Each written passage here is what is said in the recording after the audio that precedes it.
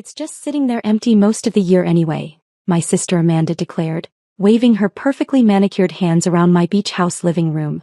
And it would make the perfect honeymoon spot. I mean, really, Olivia, what better wedding gift could you give your only sister? I sat quietly on my grandmother's old armchair, the one piece of furniture I'd kept when I bought this place 5 years ago. Outside, the waves crashed against the shore, a sound that usually brought me peace. Today it just reminded me of everything I was about to lose. Or rather, everything they thought they could take. Amanda, honey, Mom chimed in, perched on the edge of my sofa like she was afraid the casual beach decor might somehow taint her designer outfit. You're absolutely right. It would be the perfect start to your new life with Bradley. Bradley, my soon-to-be brother-in-law, who is currently prowling around my house like a real estate agent, probably already planning where to put his tacky modern art pieces. The view is incredible, he mused, pressing his hands against my oceanfront windows. We could host amazing parties here. Really network with the right people. I caught my reflection in those same windows, plain dark hair pulled back, simple linen shirt, bare feet. Nothing like Amanda's perfect blowout and Michelle Obama-worthy dress. I'd always been the family disappointment, the one who chose a boring career in urban development over joining Dad's investment firm. Olivia, Mom's voice took on that familiar edge of disapproval. You haven't said anything. This is your chance to finally contribute something meaningful to the family. Contribute. As if the past 15 years of building my own success meant nothing because I'd done it outside their carefully curated world. The house isn't available, I said quietly. Amanda's perfectly plucked eyebrows shot up. What do you mean not available? You're here like what, 3 weekends a year? The rest of the time it's just wasting space. If they only knew how many nights I'd actually spent here over the past year. How many meetings I'd hosted in the local coffee shop down the street. How many plans I'd drawn up while sitting on my deck, watching the sunset over the water. I have plans for it, I replied. Plans. Mom scoffed. Olivia, be reasonable. Your sister is getting married. This is about family duty. Family duty. The same phrase they'd used when they wanted me to give Amanda my college fund because she needed a semester in Paris. The same words they'd thrown at me when they suggested I sell my first condo and give her the money for a down payment on her dream house. I said no. My voice was firmer now. Amanda's face shifted from entitled confidence to something uglier. This is so typical. You've always been selfish, Olivia. Always putting your little projects above family. Little projects? I couldn't help but laugh. You mean my career? My independence? My success that didn't come from Dad's connections? Now girls, Mom started, but Amanda was on a roll. You think you're so special because you made it on your own? She made air quotes with her French manicured fingers. Newsflash, you got lucky with one decent investment. This house is probably the only valuable thing you own, and you won't even share it with family. I stood up slowly, walking to my office. Behind me, I could hear Mom trying to smooth things over, Bradley making comments about beach house renovations like he already owned the place. When I returned, I carried a thick manila envelope. You're right about one thing, Amanda, I said calmly. This house is valuable. More valuable than you know. I pulled out a stack of papers and laid them on the coffee table. Architectural renderings, development permits, contract agreements. What is all this? Mom asked, picking up one of the drawings. The future, I replied. Not just of this house but of this entire beachfront. The rendering showed a luxury resort complex stretching along the coastline. Modern, elegant, environmentally conscious. Everything I'd spent the past year designing with my development team. I don't understand, Amanda said, but her voice had lost some of its confidence. Let me explain it simply. I picked up the demolition order that sat on top of the pile. In 3 months, this house, along with every other property on this block, will be demolished to make way for the Silver Bay Resort and Residences. A $300 million project that I've been developing for the past year. The silence that followed was deafening. You're tearing it down? Amanda's voice cracked. The whole block, I confirmed. My company bought out every property owner over the past 18 months. The papers were finalized last week. Your company? Mom's voice was barely a whisper. I smiled, pulling out the final document, the one with my name listed as CEO of Coastal Development Partners, the firm behind the entire project. Those little projects you mentioned? I said to Amanda. They paid off. Really well. This resort is just the first of 5 we're building along the coast.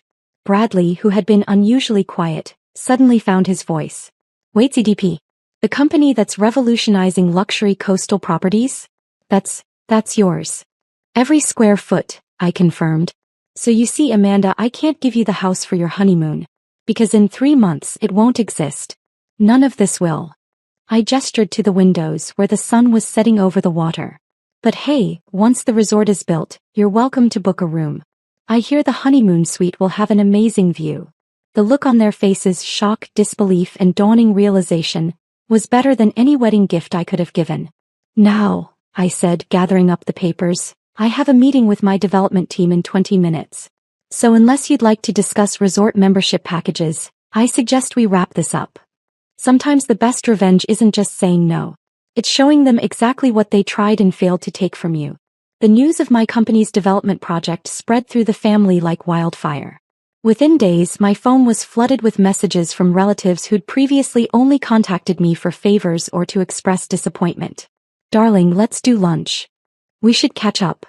About that resort project. I archived them all, focusing instead on the final phase of property acquisitions. The demolition notices had gone out, and my office was buzzing with activity when Amanda made her next appearance. Miss Bennett. My assistant Jack poked his head in. Your sister's here. Says it's urgent. I looked up from the architectural plans spread across my desk. The corner office of CDP's headquarters offered a stunning view of the city, but right now, all I could see was Amanda's reflection in the glass, standing in my doorway in what appeared to be her most expensive outfit. Olivia, she started, her voice dripping with practiced sweetness. We need to talk. I'm in the middle of something, I replied, not looking up from the plans. It's about the resort. She sat down uninvited, crossing her legs carefully. Bradley and I have been thinking.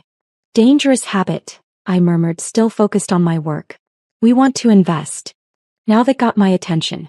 I finally looked at her, taking in the desperate gleam in her eyes. Invest. Yes. Bradley's father has connections in real estate. We could bring in additional funding, make it a family project. Her smile was brittle. After all, blood is thicker than water, right? I leaned back in my chair, studying her. Interesting. And this sudden desire to invest. It wouldn't have anything to do with Bradley's development company losing the bid on the North Shore project last month. Her smile faltered. How did you know? I pulled up a file on my computer. Amanda, I make it my business to know everything about potential competitors, including the fact that Bradley's father's company is 3 failed projects away from bankruptcy. That's private information. Not when it's public record. I turned my screen to show her the financial reports. Your future father-in-law has been trying to arrange a meeting with me for weeks. I assume this is his latest attempt. The facade cracked. You don't understand. Bradley's family, they need this. If they don't land a major project soon, then maybe Bradley should have thought about that before trying to claim my beach house as his personal party venue. I stood up, walking to the window. Or before mocking my little career at your engagement party. That was months ago. People change. No, I said quietly. People reveal who they really are. The only thing that's changed is that now you know I'm not the family failure you can push around anymore. A knock at the door interrupted us. Jack appeared with a stack of contracts. The final demolition paperwork needs your signature, Ms. Bennett. Thank you, Jack. I took the papers, then turned back to Amanda. You should go. I have a company to run. But Amanda wasn't done. She stood up, tears threatening to ruin her perfect makeup. Mom was right about you. You're cold. Heartless. This isn't just about Bradley's family. What about the people who live in those beach houses? The families you're displacing. I smiled, sliding a document across my desk. You mean the families we provided luxury relocation packages for? The ones who received above market value for their properties plus moving expenses? The ones who get first choice of units in the new resort residences. She stared at the paper, which detailed the generous compensation packages my company had provided. Unlike some people, I continued, I don't build my success by stepping on others. Every property owner on that beach agreed to sell because we made it worth their while. We're creating jobs, improving the local economy, and doing it all sustainably. But what about memories? History? That beach house was Grandma's. And Grandma was a businesswoman who understood value, I replied. She's the one who taught me to see potential where others saw only sentiment. To build something bigger than myself. I walked to the door holding it open. Now if you'll excuse me, I have a meeting with actual investors. People who see me as more than just a convenient resource to exploit. As Amanda walked out, she turned back one last time. The wedding is in 2 months. Right before the demolition. I still hope you'll come. I looked at her steadily. I'll be there. But not for the reasons you think. After she left, I pulled up the demolition schedule on my computer. The date was carefully chosen, one day after Amanda's wedding. One final gift to the sister who never appreciated what family really meant. Because sometimes the best lessons come from watching your past get torn down to make way for your future. Amanda's wedding day arrived with all the pomp and circumstance our family was known for. The country club was decorated within an inch of its life, champagne flowed freely, and everyone who was anyone in our social circle was there to witness the perfect union. I sat quietly in the back during the ceremony, dressed in a simple but elegant navy suit. Not the pastel monstrosity Amanda had originally chosen for her bridesmaids before quietly uninviting me from the wedding party. My laptop was in my car, files ready for tomorrow's demolition kickoff, but for now I watched the spectacle unfold. Isn't it wonderful? Mom whispered to her friend in the row ahead of me. Bradley's father is arranging a surprise announcement at the reception. Something about a major business collaboration. I smiled to myself, knowing exactly what that surprise would be. Bradley's father had been dropping hints all month about a supposed partnership with CDP, trying to boost his company's failing stock prices. He'd never actually spoken to me or my board, but that hadn't stopped him from implying otherwise. The reception was held in the club's grand ballroom, with floor-to-ceiling windows overlooking the ocean. The same ocean where, in less than 24 hours, my cruise would begin transforming the coastline. Ladies and gentlemen, Bradley's father stood up, tapping his glass. I have an exciting announcement to make. The room quieted. Amanda beamed, clearly in on whatever scheme they'd cooked up. I took a slow sip of champagne and waited. As many of you know, our family's company has been a leader in development for generations. Today, I'm thrilled to announce our newest venture, a partnership with Coastal Development Partners for the new Silver Bay Resort. Applause broke out. Amanda shot me a triumphant look from the head table. I simply checked my watch and stood up. Actually, I said, my voice carrying across the suddenly quiet room, I have an announcement of my own. All eyes turned to me. Mom's face went pale. Since Mr. Harrison has brought up the Silver Bay project, I should probably mention that demolition begins tomorrow at 9 a.m. sharp. And CDP has no partners in this venture. Never did, never will. The silence was deafening. But you can't. Bradley's father sputtered. We announced. You announced a lie, I corrected calmly. One that could be considered stock manipulation, given your company's public trading status. My lawyers will be in touch about that, by the way. Amanda stood up, her white dress rustling. You're ruining my wedding. No, Amanda. You tried to use your wedding to manipulate a business deal. There's a difference. I picked up my purse. The demolition crews are already in position.